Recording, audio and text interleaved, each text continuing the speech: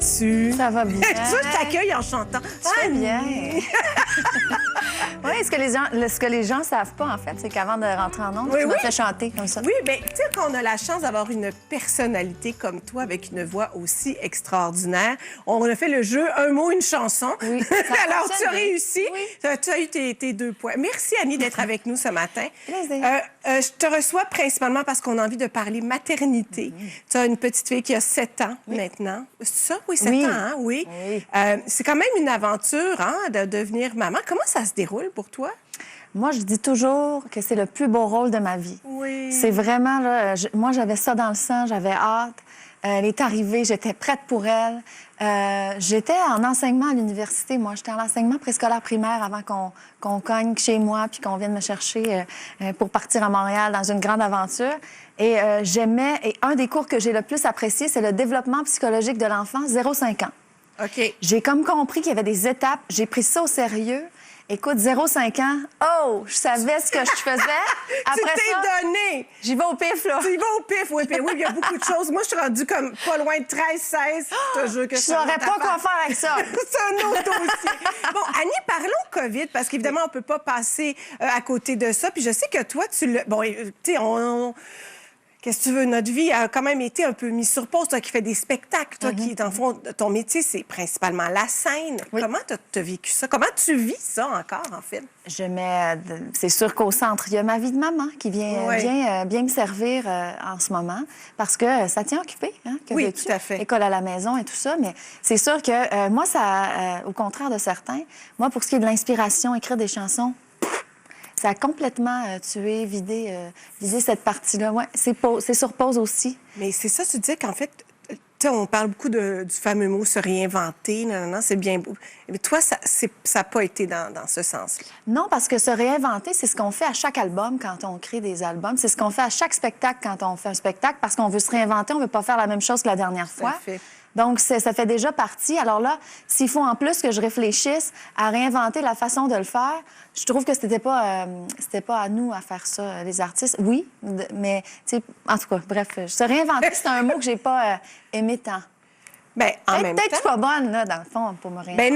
Ben non, c'est pas ça. Non, mais je trouve ça bien que tu le dises, parce qu'on n'est pas obligé toujours de trouver un plan B, puis tu sais, de continuer. Puis là, ça se peut que ce soit juste une pause pour, éventuellement, aller vers ailleurs. Mais je suis zéro angoissée de cette affaire-là. Non, je te trouve devant très moi, calme. il y a une page blanche, puis je me dis, hey, tant mieux.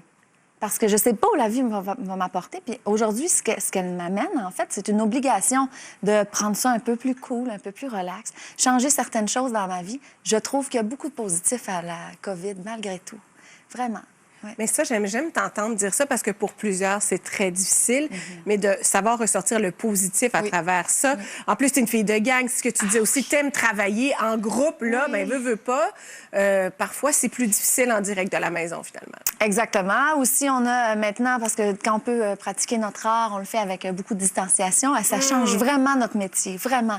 Nous qui sommes habitués vraiment de se coller, de s'embrasser, de se voir, de partager des loges. Là, c'est tout à distance. On fait un duo, on peut à peine presque même se regarder. C'est déjà la limite. Il faut cracher par en avant. Ben, c'est mieux. Oui, là, on voit des belles photos qui font rêver. Donc, puis tu espères refaire des spectacles, évidemment, l'été prochain. Bien, en fait, ça, c'est la belle tournée du Rosec qu'on appelle, hein, le regroupement des salles dans l'Est du Québec. Fait que Côte-Nord, Gaspésie, ouf, des beaux paysages et tout. Alors moi, évidemment, cet été, je fais partie de ceux qui se disent pourquoi voyager? Voyageons chez soi. On a tellement des beaux coins. Puis justement, on a du monde chaleureux qui sont très recevants. Donc, voilà. Et toi, qu'est-ce qui te fait du bien? Là? Tu prends du temps. Là. Évidemment, on est un peu coincé à la maison, mais tu te fais du bien comme... Je sais que tu aimes aller jouer dehors, tu aimes faire de la route. Oui, de la raquette. Aller jouer dehors plus que n'importe quoi d'autre. Mais connais-tu la peinture diamant? Non? Si ça change. C'est comme un yoga pour l'esprit. C'est plusieurs petites billes diamants, si on veut, en plastique de toutes sortes de couleurs. Il y a des codes de couleurs. Tu reçois ça, c'est une toile qui se déroule et qui est molle, si on veut, là. Mais tu enlèves un petit plastique. Ah, puis ça colle. Puis tu vas chercher chacun des diamants. Tu vas mon Dieu! patiente. Tu penses à rien d'autre dans ce temps-là? Je pense à rien du tout. Avant le dodo, pour ma fille aussi, c'est parfait. T'aimes ça? Ah oui. Et là, j'ai vu aussi, puis là, je te lève mon chapeau. Tu aimes faire les devoirs avec ta fille. Pour tellement de parents, c'est le bout où on fait comme « Oh non, les devoirs! » Puis toi, t'adores ça. J'adore ça. Je ne cache pas que c'est un défi, là, des fois. Oui. Voyons, non, c'est ça. Je suis sa maman.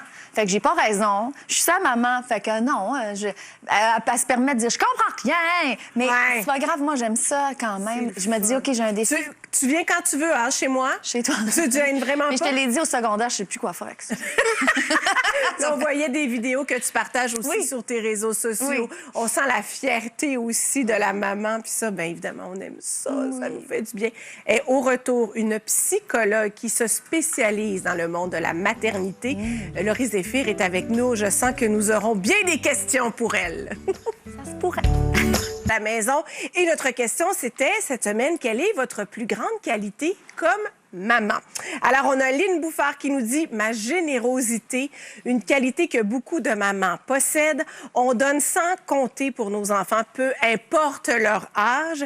On les aime donc, nos enfants. » Bien raison, Lynn. Ça, c'est un amour inconditionnel. Hein?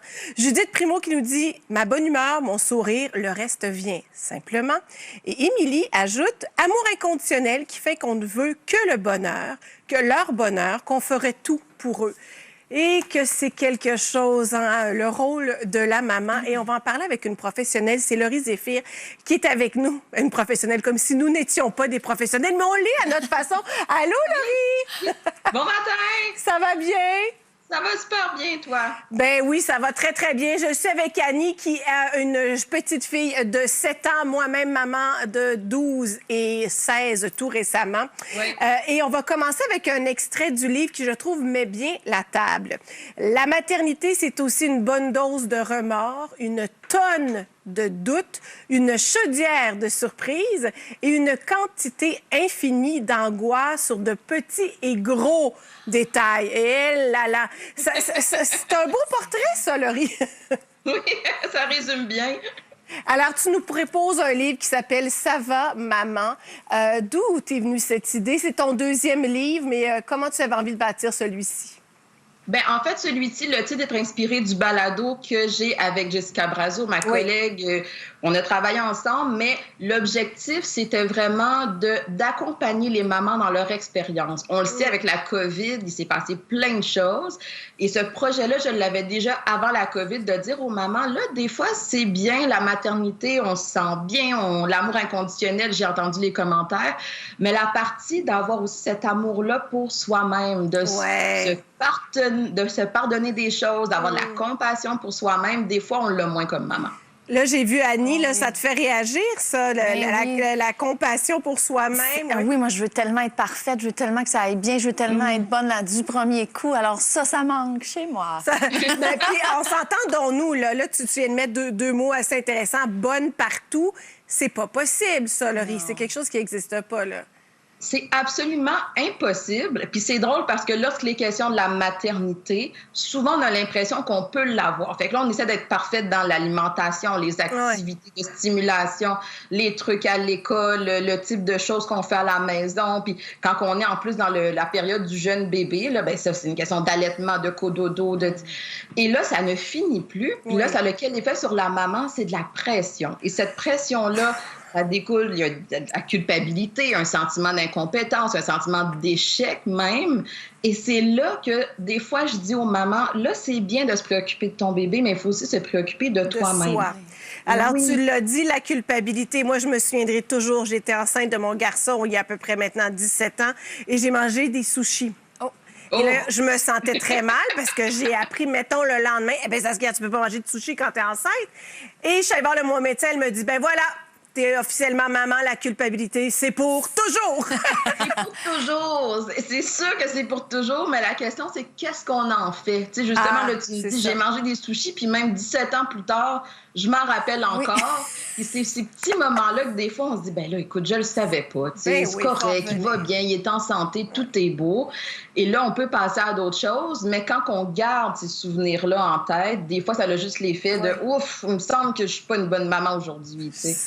Mais il faut aussi se rappeler que parfois, on est des bonnes mamans. Je sais, Annie, que tu as un petit truc que tu fais avant d'aller au dodo, mais je vous en parle pas tout de suite, mais j'aimerais ça qu'on termine tantôt sur ça. Maintenant, on va parler de charge mentale. Oui. Si je te dis ça, charge mentale, Annie, ça évoque quoi chez toi? Bien, elle est mentale, puis elle est juste aussi sur mes épaules, oui. L'envie de tout gérer, de penser à tout en même temps, rien manquer, oui.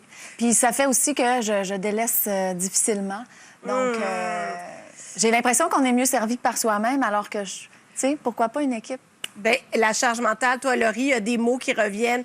4 phrases clés: ce que je dois faire, ce que je devrais faire, ce que je pourrais faire et ce que je souhaiterais faire. On fait quoi avec ça, Laurie? Oui, bien, l'idée derrière tout ça, c'est que souvent, dans toutes les tâches du quotidien, dans toutes les idées que j'ai de qu'est-ce que je devrais faire dans ma journée, à un moment donné, j'arrive peut-être moins à prioriser qu'est-ce que j'ai à faire. Oui. Donc, les cupcakes pour la classe d'école, c'est sûr, ça serait le fun. Mais si je suis fatiguée, que les dernières nuits, j'ai pas dormi, que je suis stressée, peu importe, ça peut attendre, au pire, je vais aller en acheter à l'épicerie, tu sais. Fait que c'est de faire la distinction entre qu'est-ce que je devrais faire et aussi de se rappeler que dans ces devrais faire-là, il y a des choses aussi pour soi.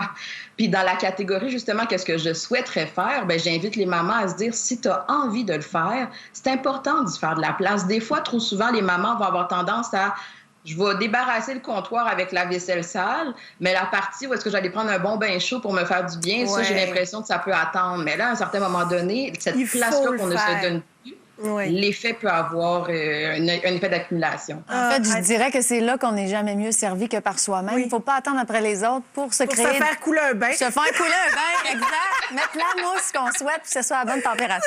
J'adore ça. Laurie, parle-moi de cette... En fait, pour la bienveillance, ton idée avec la plante, je trouve ça extraordinaire. Je suis sûre, Annie, que tu vas aimer ça aussi. Oui, bien, en fait, l'idée, en fait, dans le livre Ça va maman, c'est 90 fiches. Donc, à chaque jour, j'invite les mamans à lire une petite fiche quelques minutes, puis ça permet de se questionner, d'avoir des réflexions. Et une de celles-là, c'est la bienveillance. Et de dire, parfait, on pourrait planter une petite plante, la voir grandir et tolérer le fait que ça grandit pas vite, une plante. Il faut que je prenne le temps de la nourrir, de l'arroser, de lui donner du soleil. Ça demande que j'en prenne soin. Oui. Et des fois, comme maman, on veut que les choses arrivent vite, tout de suite, maintenant. Mais si je prends le temps de regarder cette plante-là, de voir à quel point elle grandit, ça peut me rappeler la bienveillance. Fait que c'est un petit signe que j'ai dans la maison que quand je la vois, je me dis, ouf, là, mon rythme, il faut que j'apprenne à me permettre à moi aussi, justement, de me nourrir puis que les choses vont se placer petit à petit. J'adore ça. C'est une très, très belle idée. Merci beaucoup. Laurie, je vais quand même, je vous disais tantôt que moi, il y a une chose que je trouve très inspirante chez toi, Annie, c'est que tu te couches tous les soirs en te disant que tu es une bonne maman. Et cette citation est très jolie aussi. Si à la fin de la journée, toute ta famille se sent aimée, c'est que tu en as fait assez. On aime ça, hein? On va parler sirop d'érable au retour.